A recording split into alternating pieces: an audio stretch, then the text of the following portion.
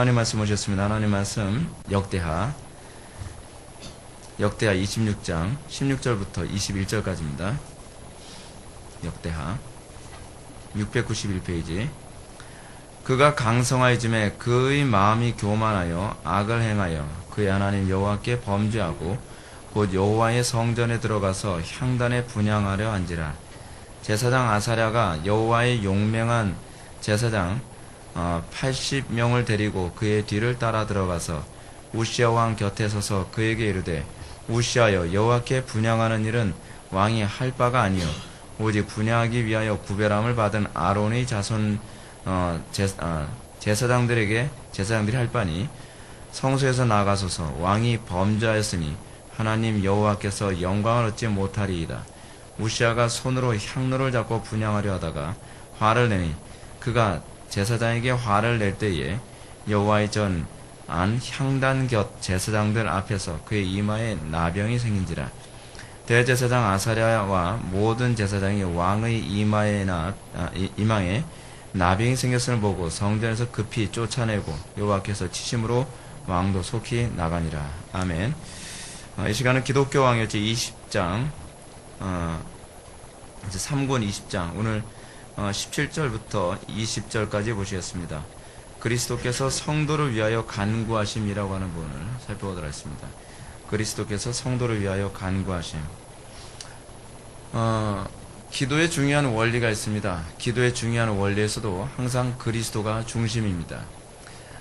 우리가 기도를 하는 데 있어서, 그러니까 기도뿐만 아니라 우리가 모든 경건행위에 있어서 항상 우리가 잘못 이해하는 것 중에 하나 뭐냐면, 경건행위가 나에게서부터 시작되고 내가 하는 행위라고 착각을 하는 경향이 상당히 많습니다. 우리가 소위 그리스도의 중보적 사역과 관련해서 이 기도가 어떻게 중보적 사역과 관련이 있는지를 우리가 오늘 시간 살펴보고, 다음 시간에는 소위 거짓된 중보자들, 그러니까 로마 가톨릭에서 얘기하는 소위 마리아라든지 성자라든지 그런 거짓된 또는 그 교황이나 그렇지 않으면 그 신부들 같은 거짓된 중보자들에 관한 문제에 관해서 우리가 다음 시간에 우리가 다루게 됩니다. 오늘은 우리가 살펴보게 될 것이 무엇이냐 하면 예수 그리스도를 중보자로 삼은 기도가 어떻게 되어지는가에 관해서 우리가 살펴보게 됩니다. 우리는 간혹 가다가 기도를 그냥 하면 된다고 생각을 합니다. 그러니까 이 기도가 지극히 굉장히 이방 종교적인 관점에서 출발하는 것이죠. 우리는 틀림없이 기도는 배워야만 하는 겁니다. 그래서 예수님께서 기도를 가르치시면서 뭐라 했냐면, 이제까지 너희가 내 이름으로 기도하지 아니하였는데 이제는 너희가 내 이름으로 기도하라. 그리하면 다 응답되리라 라고 말씀하시는 장면을 보게 됩니다. 여러분, 예수님 이전 사람들은 예수님의 이름으로 기도를 안 했죠. 그렇죠? 예수님의 이름으로 기도를 안 했지만 예수님 이전 사람들이 예수님의 중보적 은총을 기대해서 기도하지 않은 건 아니겠죠. 그러니까 제가 지난 주일 낮예배 때 여러분한테 말씀드렸던 것처럼 구약시대 사람들은 믿음으로 구원받았습니까? 아니면 율법으로 구원받았습니까? 믿음으로 구원받았죠? 근데 그 사람들은 믿음으로 구원받는다는 걸 의식을 사실 했어요? 못했어요? 거의 못했죠. 그들은 믿음으로 구원받는다는 것을 의식은 하지 못했지만 실제로 그들이 구원받았을 때는 믿음으로 구원을 받은 것입니다. 그들이 믿음으로 구원받았을 때에 그들에게 있어서 그들의 무의식에 작용을 한 거죠, 사실은요. 근데 그들이 믿음으로 구원을 받은 사람들에게 나타나는 특징이 무엇이냐면 그들이 율법을 지키는 데서, 율법을 안 지키는 게 아니에요. 왜 여러분, 우리가 무율법주의가 맞지 않은가라고 하는 것을 설명하는데 구약만큼 설명이 적절한 게 없어요. 왜냐하면 구약시대 사람들은 똑같이 율법을 지키는데 구원받은 사람은 그 율법을 믿음으로 지킨 것이고, 구원받지 못한 사람들은 믿음이 아니라 그냥 행위로 지킨 것이기 때문에 그래요. 그래서 여러분, 구약시대에는 여러분 무율법주의자들이 없었습니다. 다윗이 무율법자였습니까? 아니죠. 성경에 나오는 수많은 인물들은 다 율법을 준수하는데 율법을 어떻게 준수했느냐? 믿음으로 준수한 거예요. 근데 그들이 믿음으로 준수했는데 그들이 내가 이 율법을 준수하는 건 믿음으로 준수했다고 하는 그 소위 개념은 잘 알지 못했던 거죠. 그들이 율법을 지키는데 다른 사람들과 다른 것을 우리는 그 구약에서 뭐라고 얘기하냐면, 어디서 하는지 제가 갑자기 딱 떠오르진 않는데 엘리야가 그 얘기했죠. 열심히 특심이다라는 표현을 하죠. 내가 주를 섬기는데 열심히 특심입니다라고 얘기했던 이 표현이 사실은 믿음으로 사는 자들에게 나타나는 특징을 나타내는 표현이에요. 그러니까 구약시대에 많은 사람들이 율법을 지키는데 의무적으로 지켰을 거예요. 그들은 율법을 지켜야만 하나님이 기뻐하신다고 생각을 하니까 율법을 지킨 거죠. 근데 율법을 지킨다고 하는데 그들이 율법을 어떻게 지켰냐면 의무적으로 지켰어요. 근데 그것이 어디 나오냐면 말라기에 나오죠. 그 사람들이 율법을 지키면서 아무거나 믿음 없이 형식적으로 율법을 지키니까 하나님께서 뭐라고 얘기하냐면 너희들이 율법을 나에게 재물을 가져오는데 어떤 재물을 가져왔어요? 눈먼 것, 병든 것, 저는 것을 가져왔다라고 책망을 하시는 것이죠. 근데 그들이 눈먼 것, 병든 것, 저는 것을 가져왔다 해서 실제로 여러분 소를 가져왔는데 눈먼 것 가져왔겠어요? 아무것도 안 보이는 소 가져와서 바쳤겠냔 말이에요. 그러지 않겠죠. 저는 것 가져왔겠어요? 그러지 않겠죠. 근데 하나님께서 왜 그렇게 말씀하셨는가? 그렇게 말씀하신 건 너희들이 믿음으로 드리지 않았다는 얘기예요. 눈먼 것, 병든 것, 저는 것과 반대되어지는 표현은 믿음으로인데 믿음으로 바쳤다는 얘기는 이제 오늘 나오는 표현이에요. 사실은 믿음으로 바쳤다는 얘기는 무슨 얘기냐면 예수 그리스도의 의의를 힘입어 바쳤다는 거예요. 그래서 하나님께서 우리는 소를 바치거나 우리는 양을 바치거나 때로는 우리는 비둘기를 바치지만 하나님은 받으실 때 비둘기를 받으시는 게 아니죠. 양을 받거나 소를 받으시는 게 아니죠. 뭘 받으시는 거죠? 그리스도를 받으시는 거예요. 사실은요. 근데 그 사람들은 그거를 알았어요? 몰랐어요? 그들은 몰랐죠. 왜냐하면 그들은 그림자만을 보았기 때문에 그래요. 선명하지가 않은 거예요. 그들은 그림자를 보고서 구원받았다는 얘기가 그런 얘기예요. 사실은요. 그들은 선명하지 않았는데 그 선명하지 않은 가운데서도 그들은 믿음으로 그리스도와 연합하여 하나님께 드리죠. 근데 그 믿음으로 그리스도와 연합했다는 것이 무엇으로 나타나냐면 사랑으로 나타나는 거예요. 무엇으로 나타나요? 열정으로 나타나죠. 또 무엇으로 나타나요? 헌신으로 나타나는 것이죠. 그러니까 의무적 율법 준수자들에게는 나타나지 않는 독특한 구분됨이라는 게 나타나요. 율법을 지키긴 지켜요. 근데 그 율법을 지키긴 지키는데 율법을 지키는 마음의 중심 자체가 다르는 거죠. 다른 거예요. 그죠? 여러분 그것이 오늘날에도 교회 안에 그대로 나타나지 않습니까? 여러분 교회 안에 오늘날 많은 사람들이 예배한다고 합니다. 많은 사람들이 종교행위 한다고 합니다. 많은 사람들이 나름대로 하나님 믿는다 그래요. 근데 그 믿음으로 믿는 것과 그냥 믿음 없이 믿는 거에 구분됨이 어디서 나타나요? 열심과 헌신과 충성됨 여기서 나타나는 거죠. 여기서요. 그것이 이제 구약에서도 그렇게 나타난 겁니다. 자, 근데 그것과 관련해서 오늘 시간 우리가 살펴보게 될 것이 무엇이냐면 기도예요. 여러분 기도에 관한 것도 여러분 구약에도 이미 다 예표가 있겠죠. 구약에도 그리스도 중심적 기도가 있었겠죠. 그럼 어떻게 하느냐? 먼저 살펴봐야 될 것이 뭐냐면 예수님께서는 이제 제자들과 헤어지기 전에 이제는 어떻게 기도하라? 누구의 이름으로 기도하라? 이제는 내 이름으로 기도하라. 내 이름으로 기도하라. 내 이름으로 기도하라는 얘기가 무슨 얘기예요? 자, 이제 우리는 기도할 때 끄트머리에다가 뭘 붙여야 된다는 거예요? 예수님의 이름으로 기도합니다. 아멘. 그걸 얘기하는 겁니까? 그거 얘기하는 게 아니겠죠. 이것이 의미하는 바는 예수 그리스도의 그 뜻 안에서 기도하라는 거예요. 자, 그래서 우리가 한번 보게 되면 여러분들 그 교재 17절 위에서 하나, 둘, 셋, 넷, 다섯, 여섯 번째 줄 보게 되면 그분의 이름으로 구하는 것은 무엇이든지 응답을 받을 것을 믿어 의심치 않는 것이다 라고 얘기합니다. 그분의 이름으로. 여러분 예수님의 이름으로 여러분 기도하면 다 응답됩니까? In Jesus name, Amen. 이렇게 하면 여러분 다 응답되는 거예요? 여러분 그 얘기 아니죠. 제가 왜 In Jesus name이라고 하는 표현을 제가 의도적으로 제가 영어로 제가 말씀드렸는지 여러분 아시겠죠? 예수님의 이름으로라고 하는 게 예수님의 이름이 소위 국격으로 사용돼서 바이의 의미가 아니에요. 도구가 아니란 말이에요. In Jesus name이에요. 그분의 이름 안에서예요. 그분의 이름 실제로 여러분 헬라어에서도요. n이라는 그 단어를 사용해요. n이 뭐냐면 영어로 in이거든요. 근데 우리나라 말로는 예수님의 이름으로라고 하는 말이 이게 in이 국격으로 사용되다 보니까 바이로 자꾸 이해되어지기 쉽단 말이에요. 그렇죠? 근데 이게 바이의 의미가 아니라 in이라니까요. 예수님의 이름 안에서 기도하는 거예요. 그 예수님의 이름 안에서 기도한다는 의미가 무엇인지 아시겠죠? 예수님의 이름, 그 이름이 여러분 뭘 의미한다 그랬어요? 그분의 성품과 속성과 존재 방식 그런 걸 의미한다 그랬잖아요. 그 이름이라는 것이. 그러면 이걸 여러분들 이해하기 쉽게 얘기한다면 예수님의 예수님의 뜻대로 기도한다는 얘기예요. 그 예수님이 말씀하셨죠. 너희가 내 뜻대로 구하면 다 응답된다고 말씀하셨죠. 같은 얘기죠. 그리고 요거를 좀 더 바꿔서 얘기하면 이렇게 얘기할 수 있겠죠. 여러분 좀 더 와닿는 표현을 제가 말씀드릴게요. 예수님의 간구와 같아야 된다는 얘기예요. 예수님의 간구와 같아야 됩니다. 그럼 여러분 이게 이제 고민이 되는 거죠. 그러면 내 기도가 어떻게 예수님의 기도와 같을 수 있겠어요? 예수님의 기도와 같아야 된다는 얘기는 이게 이런 의미입니다. 여러분 예수님이 지금 부활 승천하셔서 아버지 우편에 계시죠. 아버지 우편에 계셔서 지금 뭐하고 계시죠? 중보기도 하신대요. 중보기도. 그럼 중보기도 하는 것이 여러분 이루어집니까? 예수님이 중보기도 하셨는데 무슨 기도를 하는지 모르겠어요. 그게 바로 우리를 통해서 기도하고 있는 거예요.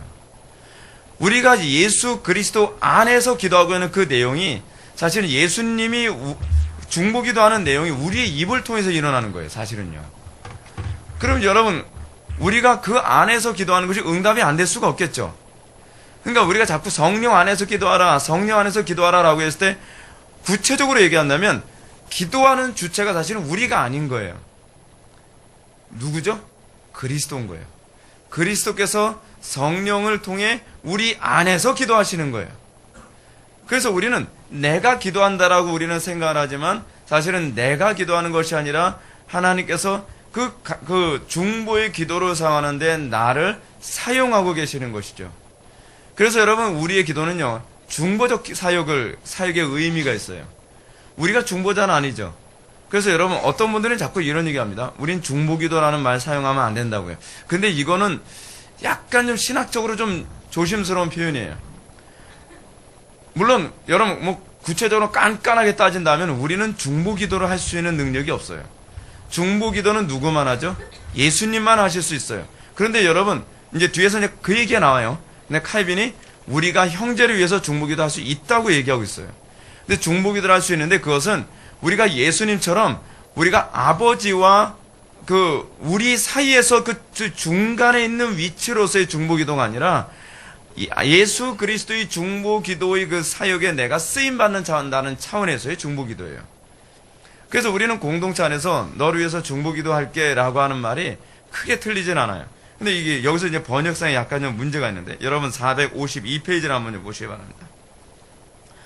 452페이지 위에서 네 번째 줄 보면 그러나 성도들은 여전히 각기 다른 이들의 구원을 위하여 간구하여야 하며 여기서 이 번역자는요 이 원광현이라고 하는 이 목사님은 의도적으로 중보기도라고 하는 표현을 사용하지 않으려고 간구라는 표현으로 번역을 했어요.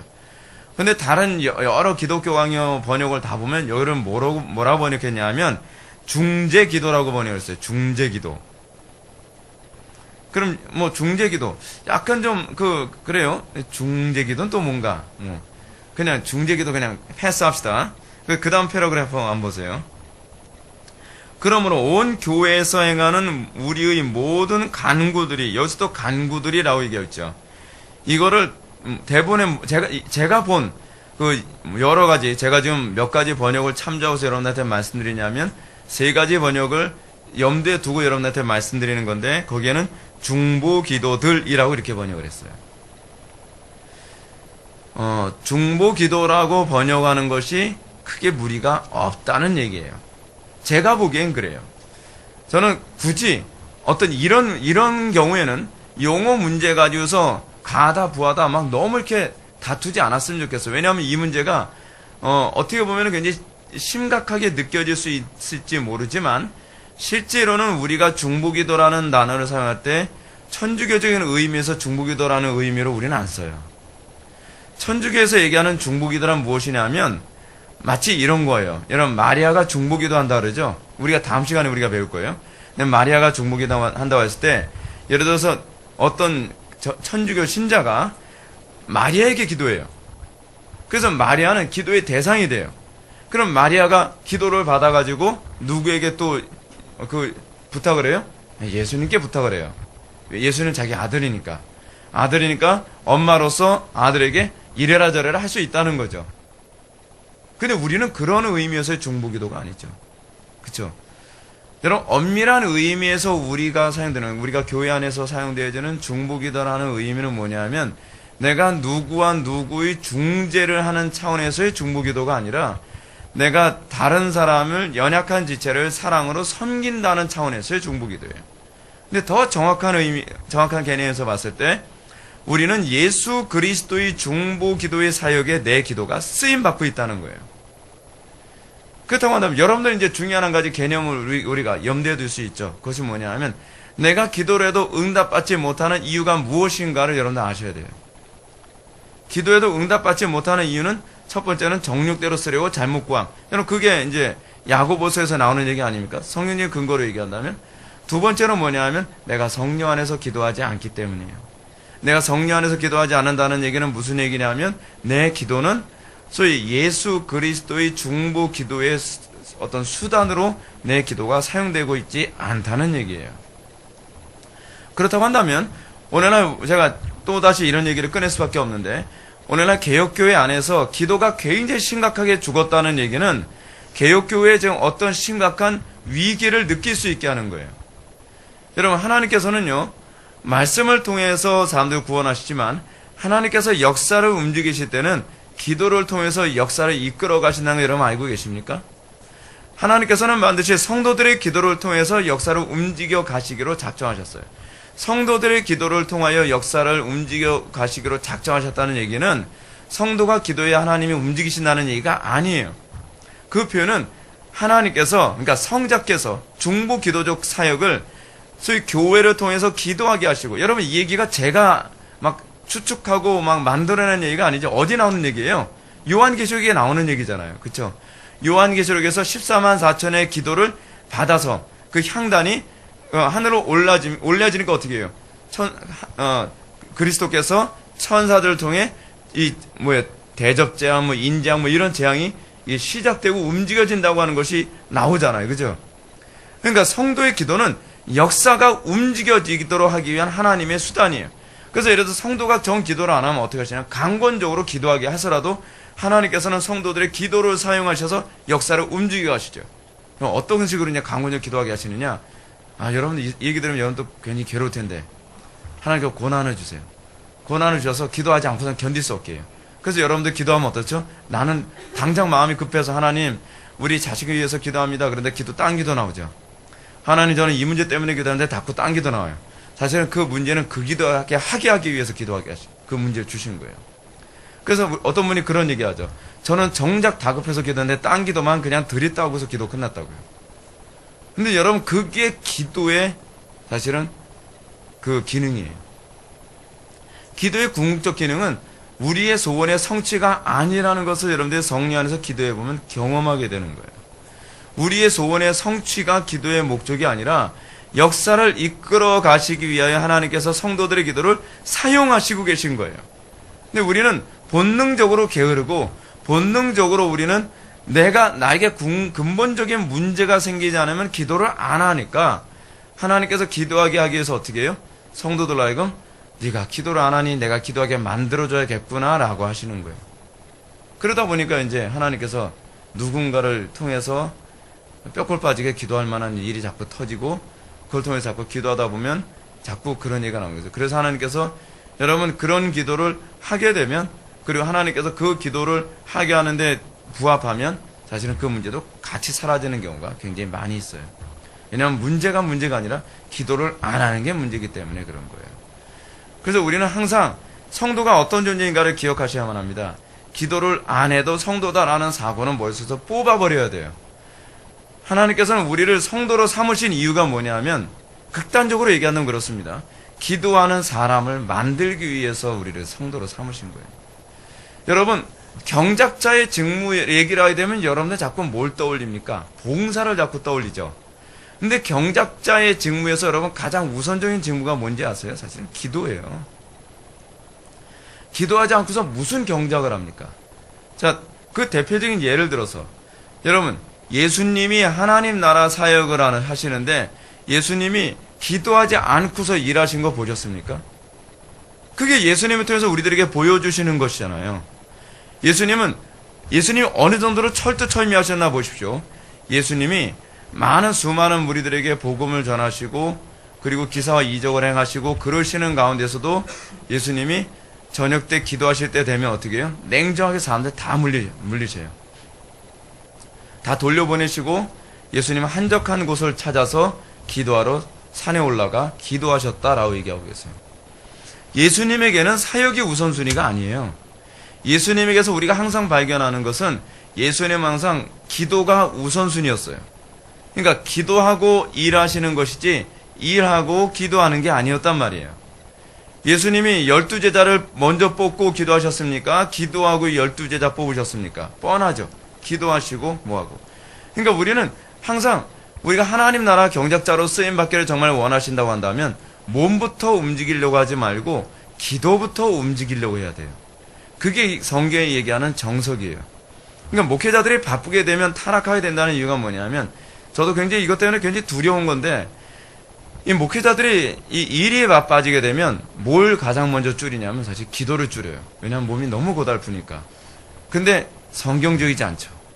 예수님은 고달퍼도 항상 뭐에 주로 집중하셨어요? 기도요. 기도.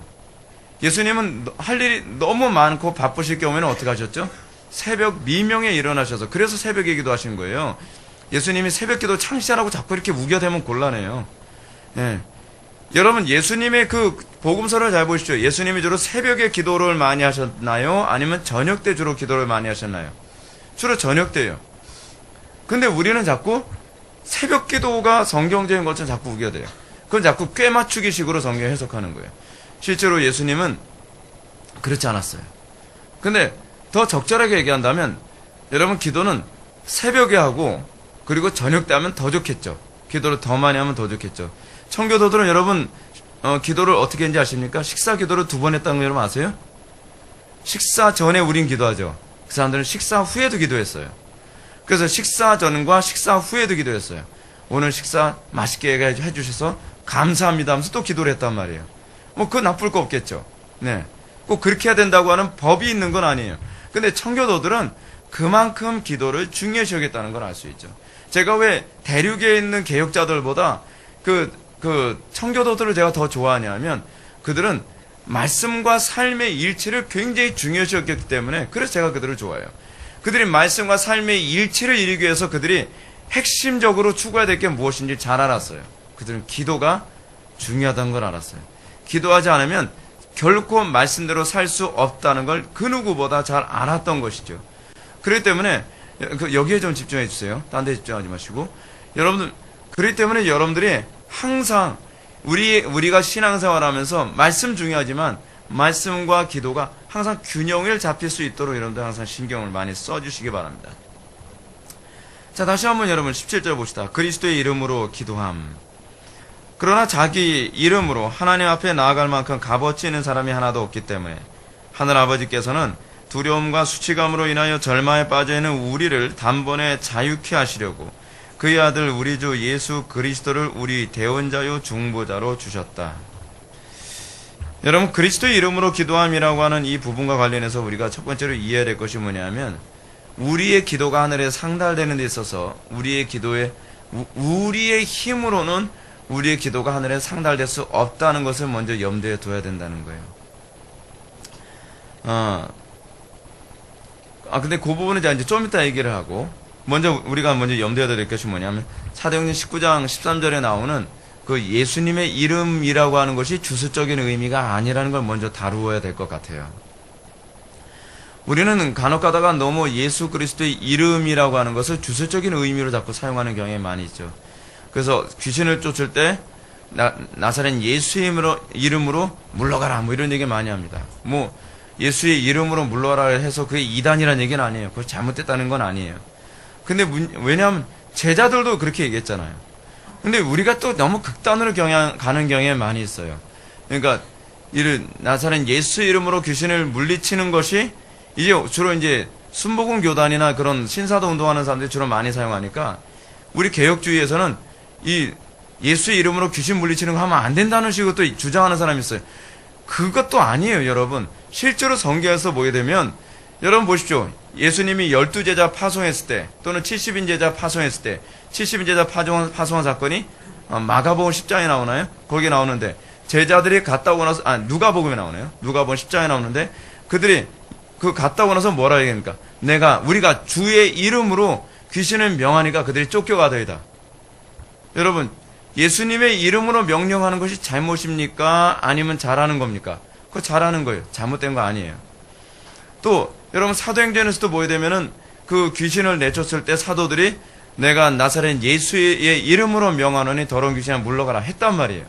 그리고 지난 시간에도 우리가 살펴봤던 그 사도행전 2장에서도 사도 베드로가 안전뱅이를 일으킬 때 뭐라 했죠? 금가운 내게 없으나 내게는 건 내게 주노니 곧 내가 나사렛 예수의 이름으로 명하노니 일어나 걸어라 그랬단 말이에요. 그러니까 나사렛 예수의 이름으로 명령하고 그런 것이 그 자체가 잘못된 건 아니에요. 뭐가 잘못된 거냐? 그걸 자꾸 주술적인 의미로 사용하겠다는 거예요. 여러분, 나사렛 예수의 이름으로라고 하는 것은 내 힘으로 귀신 쫓는 게 아니라 나사렛 예수께서 나를 통해 역사하길 바랍니다 라는 의미예요.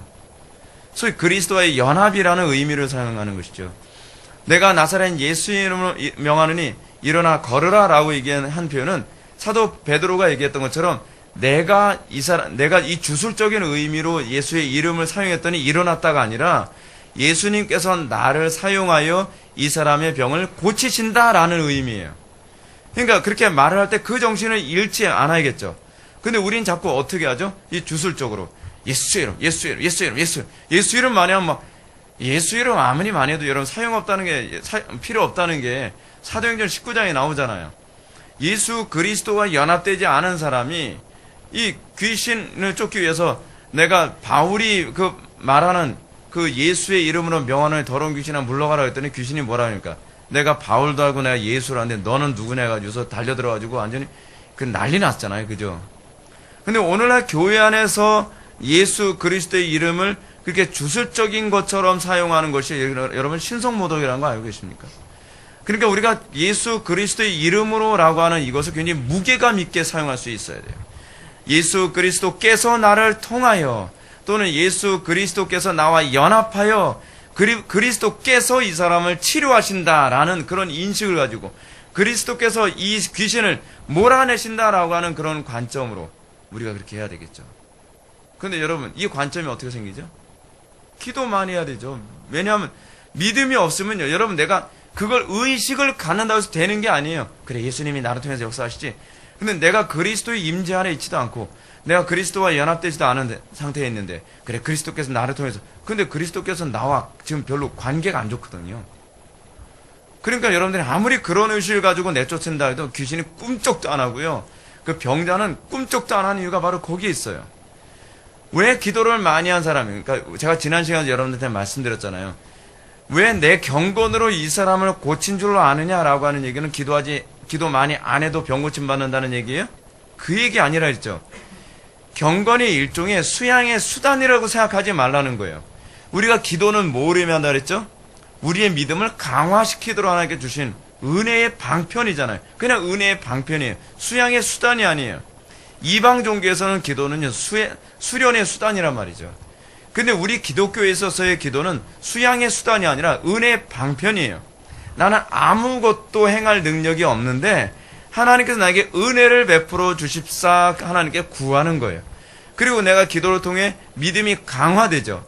그리고 그 강화된 상태에서 비로소 그리스도께서 나를 통해 이 사람을 치료해 주십시오라는 말이 비로소 먹혀 들어가는 것이죠. 그런 관점에서 이해해야 돼요. 좀 말이 길어졌죠. 근데 길어져도 이거 해야 될 소리예요. 그래서 했어요. 그래도 중요한 부분이 뭐냐면 우리가 이 그리스도의 이름으로 기도함이라고 하는 이 얘기는 무슨 얘기냐면 그리스도의 중보를 통해서만 우리의 기도가 상달된다라는 얘기예요. 여러분, 죄인의 기도를 주께서 들으세요? 안 들으시죠?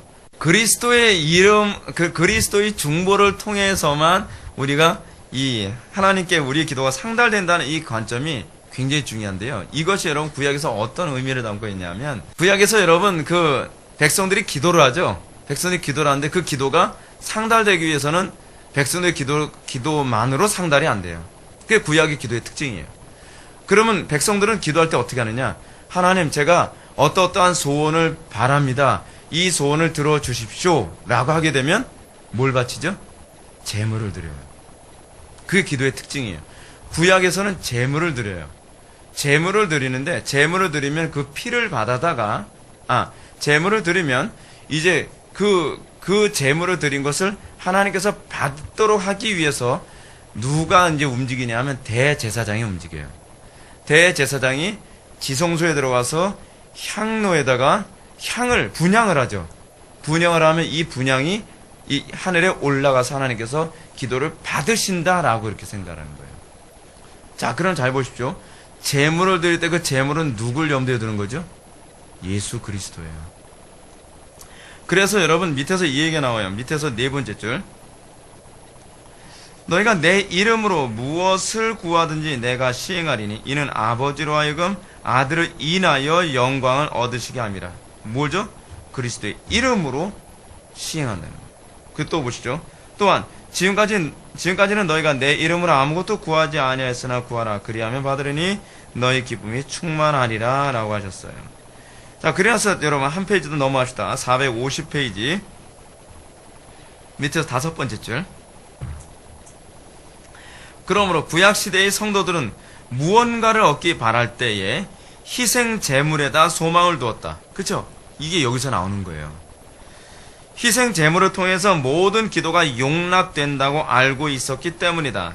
그래서 다윗은 이렇게 말하고 있다. 내 소재를 기억하시며 내 번제를 받으시기를 원하노라. 그러므로 여기서 우리가 이끌어낼 수 있는 사실은 그 백성들의 기도를 받으시는 문제에 있어서 하나님은 애초부터 그리스도의 중보로 말미암아 진노를 거두시고 기도를 응답하셨다는 것이다.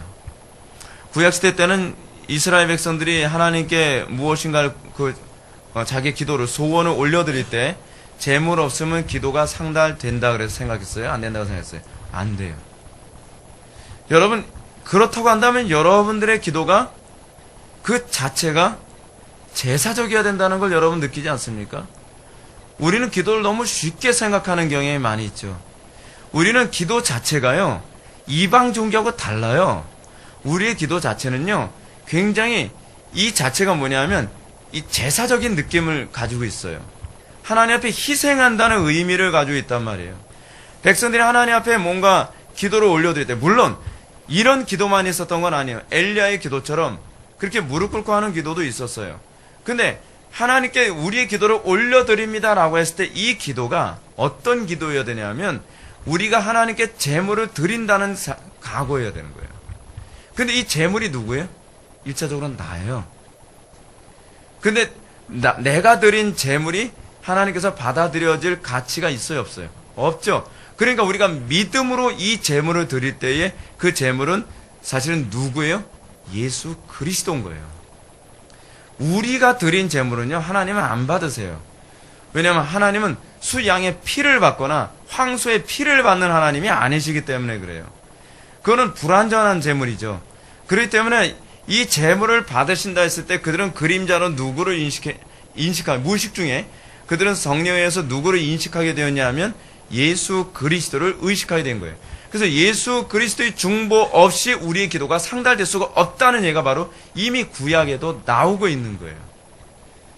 자, 그렇다고 한다면 우리는 이것과 관련해서 볼 때 우리가 그리스도를 염두에 두지 않고 내 의로 기도하는 것이 얼마나 하나님 앞에 가증스러운지 알겠죠. 단편은 예를 들어서 제가 여러분한테 언젠가 그런 말씀 드렸죠. 나는 오늘 정말 경건하게 살았으니까 나같이 오늘 경건하게 살았으면 나 같은 사람 기도 안 들으시면 누구 기도 들으시겠어? 기도가 되겠어요? 안 되겠어요? 안 되는 이유가 거기 있어요. 우리의 기도는 항상 예수 그리스도의 십자가의 은총, 그 예수 그리스도의 의, 나의 의가 아니라 예수 그리스도의 완전한 의를 근거로 해서만 우리의 기도가 올려질 수 있어요. 근데 우린 자꾸 내 의로 자꾸 기도를 하려고 하니까 안 되는 거죠. 그래서 우린 자꾸 이렇게 하죠. 내가 40일을 금식기도 했는데 왜 안 되죠? 40일 금식기도가 그게 자기 의인 거예요. 나는 철야기도 했는데요. 그게 자기 의인 거예요. 우리의 기도는 오로지 예수 그리스도의 중보의 은총만을 가지고서 그렇게 기도를 해야만 된다는 얘기죠. 근데 여러분, 자기 의를 가지고 기도하는 것이 얼마나 심각한 문제가 오늘 역대하에 나와요. 오늘 역대하에. 오늘 본문에 보게 되면 우시아는 하나님 앞에 좀 괜찮은 왕 아니었습니까? 근데 이 우시아가 뭔가 좀 잘 되기 시작하니까 좀 교만해지기 시작했어요. 교만해지니까 16절에 그 얘기가 나오죠. 그가 강성하여 짐에. 여러분 항상 우리가 신앙생활 할 때 우리는 섰다 할 때를 조심해야 된다 그랬죠. 섰다 할 땐 넘어질까 조심해야 되는 것 아닙니까? 여기서도 그가 강성하여 짐에 그 마음이 교만하여 악으로 행하여 그의 하나님 여호와께 범죄하되. 자, 어떤 범죄인가 볼까요? 곧 여호와의 성전에 들어가서 향단에 분향하려 한지라. 여러분, 향단에 분향하는 건 누구만의 권한이라 했죠? 대제사장의 권한이에요. 대제사장의 권한이라는 것은 무슨 얘기냐면 신약에서 봤을 땐 예수 그리스도만이 유일한 중보자라는 얘기거든요. 근데 교만하니까 뭐가 안 보이냐면 예수 그리스도를 예수 그리스도의 중보에 대한 예표가 안 보이는 거예요. 여러분, 우리의 교만함이 얼마나 우리의 눈을 어둡게 만드는지 아십니까? 겸손할 때는 대제사장이 정말 어렵고 조심스러워서 비록 왕이지만 자기가 대제사장에게 고개를 숙이며 내 기도가 상달될 수 있도록 성소에 들어가서 분향을 해주십시오라고 하던 사람이 이제 자기가 좀 강성해지고 뭔가 자기가 하나님처럼 된 것 같거든요. 세상의 군왕들을 다 자기가 머리로 짓밟고 자기가 부귀와 명예와 성공을 하면서 많은 사람들이 박수를 쳐주고 그러니까 내가 뭔가 하나님이 된 것 같은 거예요. 그러니까 예수 그리스도의 중보의 그 그림자가 안 보이는 거예요. 그러니까 어떤 일이 생깁니까? 자기가 향단에 분향하게 하러 들어와 있다는 거예요. 대제사장 우습게 보인다는 거죠. 네가 뭘 까불어. 왕이 최고지 제사장이 최고야. 뭐 이런 식의 사고가 들어가기 시작하는 거예요. 17절 보면 제사장 아사랴가 여호와의 용맹한 제사장 80명을 데리고 그 뒤를 따라 들어가서. 왜 용맹한 제사장을 데리고 들어갔을까요? 무서우니까. 왕의 권세가 무섭거든요. 18절 우시아 왕 곁에 서서 그에게 이르되 우시아여 여호와께 분향하는 이는 왕이 할 바가 아니요 오직 분향하기 위하여 구별함을 받은 아론의 제사장들이 할 바니. 여러분, 아론의 제사장들이라고 했을 때요, 아론의 제사장들만 대제사장이 될 수 있었어요. 아론의 반차 있지 않으면요 대제사장이 안 돼요. 그 얘기를 하는 겁니다. 성소에서 나가서서 왕이 범죄하였으니 하나님 여호와께서 영광을 얻지 못하리이다. 이게 얼마나 큰 범죄예요? 중보자의 자리를 찬탈한 범죄예요, 여러분. 우리가 생각했을 때는 그게 심각하지 않은 것 같잖아요. 뭐 한 번 실수했다고 그렇다고 문둥병까지 생기게 하시나? 일평생 문둥병으로 살았다 하잖아요. 21절 보면 우시아 왕이 죽는 날까지 나병 환자가 되었고 나병 환자가 되매. 여러분, 이거 강조법이라는 거 알고 계십니까? 일부러 강조하고 있어요. 히브리어 원문을 거의 직역을 한 거거든요. 우리 개혁 성경은요. 그래서 우시아 왕이 죽는 날까지 나병 환자가 되었고 나병 환자가 되매. 이거 강조하고 있어요. 여호와의 전에서 끊어져 별궁에 살았으므로 그의 아들 요담이 왕궁을 관리하며 백성을 다스렸더라. 굉장히 무서운 얘기를 하는 거예요. 예수 그리스도의 중보의 은총으로서 이 기도를 생각하지 않은 사람은요, 이 나병 환자가 됐다는 게 무슨 얘기죠? 구약에서는 죄의 특징을 얘기하는 게 바로 나병이거든요. 하나님으로부터 저주받은 자의 특징을 보여주는 거예요. 더 이상 하나님께 기도가 안 된다는 게. 하나님께 상달이 안 돼. 여러분, 기도가 안 된다는 게 여러분 얼마나 저주스러운 건지 아십니까?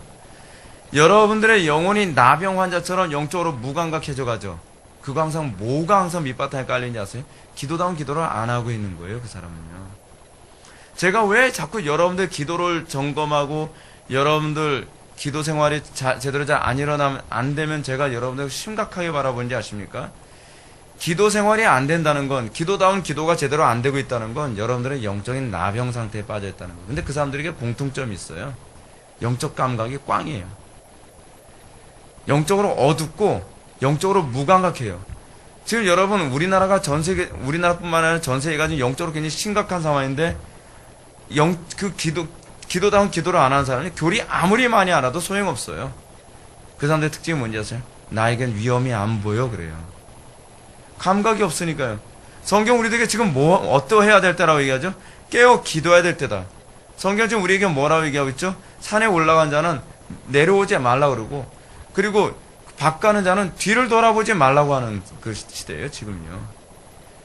근데 기도하지 않으면 영적으로 깨어있을 재간이 없어요. 왜냐하면 하나님과의 관계가 단절되면 영적 문둥병에 점점 감염되어져서 완전히 심각한 상태에 빠져버리고 말거든요. 문둥병의 특징이 뭐라 했죠? 감각이 없어진다는 거예요. 감각이 스텝 바이 스텝으로 없어져가요. 천천히 없어져 간단 말이에요. 손가락에 잘려나가도 자기 영혼의 손가락에 잘려나가고 자기 영혼의 발가락에 잘려나가고 자기 영혼의 코가 잘려나가고 자기 영혼의 귀가 떨어져 나가도 감각이 없는 거예요. 여러분 오늘날 보십시오. 제가 목회를 하면서도 많이 느끼는 게 뭐냐면 기도하지 않는 사람은요. 아무리 심각하다라고 얘기를 해도요. 그냥 무덤덤해요. 그 영적 문둥병이에요. 감각을 잃어버린 거예요. 또 저 사람 또 그 소리 하는 거지 뭐 맨날 하는 거 아니에요. 여러분 이 영적 생활에서 가장 치명적인 질병이 뭔지 아십니까? 무감각한 거예요. 어떤 소리를 들어도 자극이 안 되는 거예요. 자극이. 그렇거니 하는 거죠.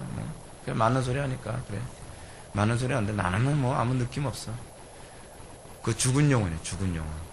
지금 여기 우시아의 문제가 그거예요. 우시아는. 여러분 우시아에게 있어서 가장 이거 별거 아니라고 생각하면 여러분 곤란한 게 뭐냐면 우리의 기도가 하늘에 상달되어진 데서 항상 절대적으로 필요한 게 그래서 겸손이에요. 그 겸손이 어떻게 오죠? 여러분 다윗의 특징이 뭐죠? 다윗은 가장 잘 나가는 왕이었어요. 근데 다윗의 기도의 특징이 어떻다 그랬죠? 항상 겸손한 자의 기도였어요. 다윗은 항상 거지처럼 하나님께 매달리는 사람이었잖아요. 다윗은요 이런 실수 안 합니다. 다윗은 하나님께 분양하는데 야 나만한 왕이 있으면 나와보라 저리 비켜 이런 짓 안 한단 말이에요. 근데 문제는 오늘날 우리가 기도 생활을 그런 거예요. 우리가 이렇게 문둥병 환자와 같이 기도 생활이 안 되는 몇 가지 방식이 하나 있는데 그것이 뭐냐면 기도를 하면서도 가난함 없이 겸손함 없이 기도하는 것. 내가 마치 다 된 것처럼 기도하는 것. 그런 사람들은 기도를 해도 변화가 없어요. 이런 사람들은 기도를 해도 응답이 없죠. 그래서 제가 여러분들한테 자꾸 말씀드리는 게 그거예요. 기도에 응답이 없으면 원인이 있어요. 기도에 응답이 없다는 건 그리스도의 중보적 기도가 안 되고 있다는 얘기예요. 근데 그런 사람들의 특징. 그래서 여러분 제가 왜 자꾸 기도다운 기도의 경건의 능력을 제가 왜 자꾸 말씀드리냐면 경건의 능력이 없는 사람은 응답만 없는 것이 아니라 영적으로 점점 무감각함이 같이 동반되거든요. 기도는 많이 한다고 하는데 영적으로 굉장히 무감각해요. 단편의 예를 들어서요. 여러분 은사주의자들만큼 기도 많이 하는 사람 봤습니까? 어떤 사람은 기도 매일 5시간씩 한대요. 옛날에 뭐더라? 하늘의 보좌로 움직이는 기도 그런 그 사람은 하루에 막 7시간씩 기도한대요. 근데 7시간씩 기도하는데 영적 감각이 없는 사람들이 얼마나 많은지 아세요? 많이 기도하는 게 중요한 게 아니에요. 중요한 건 하나님과 나와의 관계에 대한 민감성이거든요. 하나님과 나와의 관계의 민감성이 뭐로 나타나죠? 내가 얼마나 심각한 죄인인지 알게 되고 내가 얼마나 지금 이 상황에서 영적으로 심각한지 영적으로 민감해지고 설교를 들으면서도 하나님의 음성을 선명하게 듣고 그것에 의해서 내가 반응하고 변화되어지는 것. 그리고 내가 날마다 매 순간순간마다 하나님과 동의하는 그 증거가 나타나는 것. 이거거든요. 근데 이런 게 하나도 안 나타나는 거예요. 기도는 많이 한다고 하는데 이런 것이 하나도 안 나타나요. 뭐죠? 문둥병 환자인 거예요, 여전히. 그러니까 여러분들이 항상 점검해야 되는 게 뭐냐면 내가 기도를 꾸준히 하고 있다. 여러분, 그게 의예요. 여러분들의 의의가 되고 있단 말이에요. 꾸준히 하고 있다는 것이 여러분들의 점검의 대상이 아니라 여러분들의 기도가 정말 그리스도 중보를 의탁한 기도이냐를 항상 점검해야 돼요. 내가 예수 그리스도의 이름으로 기도했습니다. 간혹가다 어떤 사람이 이렇게 얘기해요. 제가요 기도하다 보니까 깜빡 잊고 예수님의 이름으로 기도했습니다. 아멘을 안 했네요. 집에 가서 예수님의 이름으로 기도했습니다. 아멘. 들어주시나 안 들어주시나요? 그 얘기가 아니에요. 그 얘기가 예수 그리스도의 이름으로 기도했느냐 안 했느냐 그 말, 그 표현이 아니라 내가 항상 그리스도 중보적으로 그리스도만이 내 기도의 유일한 중보자 되심을 인정하며 그리스도 안에서 기도했느냐를 점검하라는 거예요. 그것이 안 되면 여러분 기도에도 여러분들은 변질될 수 있다니까요. 기도하면서도 여러분들은 무감각해질 수 있어요. 여러분 기도를 하면서도 악해질 수 있단 말이에요. 왜냐하면 그리스도 중보적으로 기도하지 않아서 그래요. 그리스도 안에서 기도하지 않아서 그렇단 말이에요. 그러니까 여러분 성경의 교리를 알아도 정확하게 알아야만 합니다. 이걸 너무 대충대충 하니까 내가 예수님의 이름으로 기도했으니까 뭔가 그래 하나도 안 달라지면 이거 정말 심각한 문제예요. 심각한 문제예요. 매 순간순간마다 내가 근데 여러분, 예수 그리스도의 중보적 은총을 구하는 사람은 어떤 사람만 구하겠습니까? 간단해요. 겸손한 사람이에요. 심령에 가난한 마음으로 기도하는 사람, 의에 줄이고 목마른 마음으로 기도한 사람, 내 의로 하나님께 나아갈 자격이 없다는 걸 자각하는 사람, 그런 사람만이 누구의 의를 의지하죠? 예수 그리스도의 의를 의지하겠죠. 그래서 항상 성령을 더 의존할 수밖에 없는 게 뭐냐면, 성령님을 통해서만 우리가 그리스도와 연합하고, 그리고 그랬을 경우에만 어떻게 되냐 하면 그리스도의 뜻대로 구하게 돼 있어요. 그리스도 뜻대로 구한다는 것은 그것이 그리스도와 교제하고 있다는 얘기예요. 그렇게 기도할 때, 그리스도와 날마다 교제하는 그런 기도를 하게 될 때에 기도가 깊어지고 나의 부족함이 더 선명하게 드러나며 그리스도의 그 영광의 아름다움을 더 사모하게 되는 것 아니겠습니까? 기도를 하는데도 그리스도의 영광의 아름다움을 못 느낀다면 그리스도와 교제하고 있는 게 아닌 것이죠. 그리스도 안에서 여러분 기도하고 있다면 그분의 그 향기를 느낄 수가 있게 된다는 사실입니다. 자, 그래서 우리 18절 다시 한번 넘어가면 18절에서 두 번째 패러그래프 한번 보시기 바랍니다. 그러므로 이처럼 그림자와도 같은 율법의 의식은 우리들에게 다음 같은 사실을 가르쳐준다. 첫째로, 우리 모두가 하나님의 임재 안에 들어갈 수 없는 존재이며, 그죠? 여러분들 기도하는데 그 성령 임재가 안 느껴져요? 그건 당연해요. 왜냐하면 우리의 본성적으로는 성령의 임재가 안 느껴져요. 성령의 임재가 느껴지는 건 어떨 때만 느껴지냐면 그리스도 안에 들어갈 때만 느껴져요. 그래서 제가 자꾸 여러분한테 질문을 던지잖아요. 기도하면서 성령의 임재가 느껴집니까? 그냥 하는데요. 그러면 꽝입니다. 여러분들이 성령의 임재가 안 느껴지고 있다는 건 그리스도 이름으로 In Jesus' name이 아니라는 거예요. 그리스도의 이름 안에서 기도하는 것이 아니라 그냥 이방인처럼 중언부언하는 거예요. 그렇지 않으면 그냥 다른 사람에게 보이려고 기도하는 것 뿐이에요. 그러니까 기도로도 아무 경건의 능력이 안 나타나는 거죠. 제가 한번 좀 더 읽어볼게요. 따라서 우리를 대신하여 우리의 이름으로 하나님 앞에 나아가며 우리를 자기 어깨에 지고 가시고 그의 가슴에 우리를 품어 안으셔서 우리의 소원이 응답되도록 해주실 중보자가 필요하다는 사실이다. 여러분, 우리가 정말 그리스도의 중보 안에서 기도하기에 열망한다면 정말 간절하지 않을 수가 없죠. 간절히 기도한다는 것은요, 사실은 내가 그리스도의 중보 안에 있다는 것을 의미하는 것이기도 해요. 왜냐하면 그리스도의 그 간절함에 내가 연합되어 있기 때문에 그런 것이거든요. 둘째로, 우리의 기도가 그 중보자의 핏부림으로 깨끗이 씻겨진다는 사실이다. 깨끗이 씻겨진다라고 하는 이 표현은 무슨 표현이냐면, 이거 약간 문학적인 표현인데, 우리는 자꾸 우리의 기도가 이게 예수님의 보혈의 피로 정화된다 이런 식으로 생각을 하는데, 그런 식의 의미가 아니라 예수 그리스도의 의와 연합되어져서 우리의 기도를 성부 하나님께서 마치 예수님의 기도인 것처럼 받아주신다는 얘기예요. 우리는 의의가 없지만 우리가 하나님의 앞에 섰을 때, 성부 앞에 섰을 때 성부께서는 우리를 어떻게 보시죠? 예수님의 의의를 덧입었기 때문에 그 예수님의 의의, 그 의로움으로 우리를 바라보시는 것처럼 우리의 기도도 그런 것이죠. 그렇다고 한다면 분명한 것은 뭐냐면 우리가 기도했을 때에 성부 하나님께서는 우리의 기도로 들으시는 것이 아니라 누구의 기도로 받으신다는 거예요? 예수님의 기도인 것처럼 받아주시는 거예요. 아시겠습니까? 그래서 모든 공로는 항상 누구에게 돌려져요? 예수님께 돌려지는 거예요. 그래서 나를 통해 예수님이 기도하시는 거예요. 그래서 우리는 예수님께서 하나님 우편에 중보 기도하신다? 무슨 기도하시죠? 뻔하죠. 우리를 통해서 하시는 것이 예수 그리스도의 중보 사역이에요. 피상적인 내용이 아니에요. 우리는 자꾸 예수님의 중보 기도 사역을 굉장히 피상적으로 생각하죠. 예수님이 중보 기도하는데 나 아무 일도 안 하고 있을 때 예수님이 그걸 안 도와주시고 뭐 했어요? 자꾸 이런 식으로 생각을 해요. 그죠? 근데 그런 개념이 아니에요. 예수님이 오늘 내가 잘못했을 때도 지금 중보 기도하고 계시겠지? 예수님 바쁘시겠다. 나 잘못하고 얘도 잘못했을 때 또 얘도 용서해. 그러니까 나는 용서해달라고 기도 안 해도 되겠지. 그 얘기가 아니에요. 여러분들의 삶을 통해서 하나님께서 여러분들이 기도할 때에 그 중보하는 기도가 여러분들 통해서 이루어지는 거예요. 그 성령 안에서거든요. 그래서 사도 바울이 자꾸 뭐라고 하죠? 에베소서 6장에서요. 모든 기도보다 뭐로 기도하라고요? 성령 안에서 기도하라라고 얘기하는 게 바로 그래서 그런 거예요. 피상적인 얘기 아니죠. 예수 그리스도께서 성부 하나님 옆에서 중보 기도하신다는 얘기가요. 맨날 성부 하나님 옆에서 맨날 귀속들 누구 잘못했으니까 용서해 주시고요. 누구 잘못했으니까 용서해 주시고요. 그 얘기가 아니에요. 그 얘기가. 우리가 이 부분을 좀 깊이 있게 묵상을 안 하다 보니까 자꾸 이렇게 이상하게 자꾸 해석하는 게 많이 있는 거죠. 19절 넘어가시겠습니다. 451페이지 19절 그리스도께서 유일하신 중보자이심. 자, 그리스도께서 우리가 하나님께로 나아가도록 우리에게 주어진 유일한 길이요 통로이심으로 이 길에서 벗어나고 이 통로를 저버리는 자들에게는 하나님께로 나아가는 다른 길도 통로도 남아있지 않는다. 자, 그리스도만이 유일한 통로 되신다, 유일한 중보 되신다라고 하는 이걸 염두에 둔다면 우리는 천주교가 얼마나 심각한 이방 종교인지 알 수 있겠죠.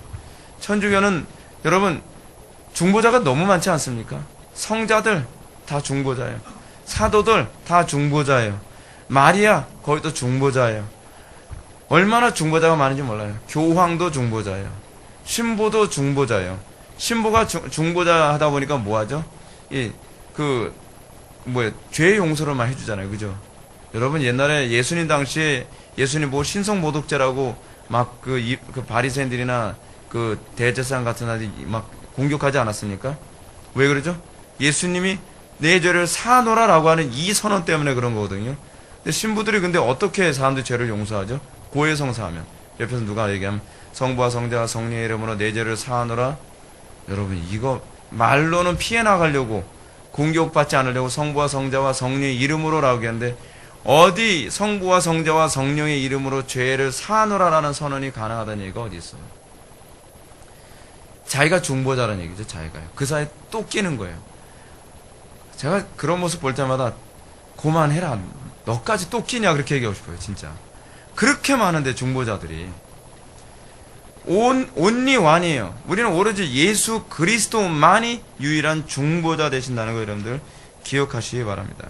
자, 그러면서 여러분들이 염두에 둘 게 뭐냐면 그렇다고 하여 오해하지 말라는 거예요.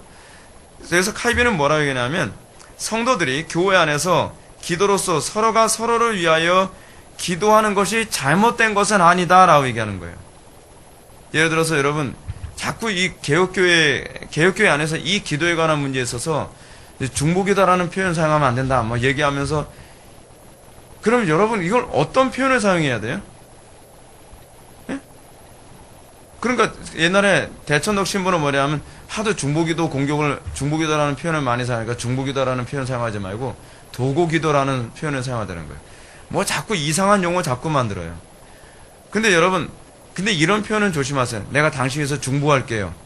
여러분 이런 말을 하지 마세요. 이거는 정말 위험한 얘기예요. 뭐 누가 누굴 중보해요. 물론 거기다가 기도를 생략했다고 얘기하지만 그런 표현은 정말 오해 소지가 많아요. 근데 중보기도 한다는 얘기 또한 우리가 오해해서는 안 되는 게 뭐냐면 내가 누구에게 중보해줄 수 있는 중보기도 할 수 있는 능력이 있어서가 아니라 그리스도께서 나에게 기도하게 하시면 내가 당신을 위해서 사랑으로 기도하겠습니다 라는 것으로 이해해야 돼요. 그러니까 여러분 성도들을 위해서 우리가 기도하는 것도 내 힘으로 기도하는 게 아니에요. 간혹가다 우리는 이렇게 얘기하죠. 목사님 저 위해서 기도 많이 해서 부탁드립니다. 여러분 제가 기도한다고 뭐가 되는 게 아니에요. 자꾸 샤머니즘이 자꾸 있어가지고 제가 기도하면 뭐 더 응답 잘 되고 그게 아니에요. 하나님께서 저를 통해 그 기도를 하게 하시면 응답이 되는 거고 하나님께서 저를 통해 기도하게 하지 아니하시면 제가 아무리 밤이 맞도록 기도한다 해서 그 응답되는 게 아니거든요.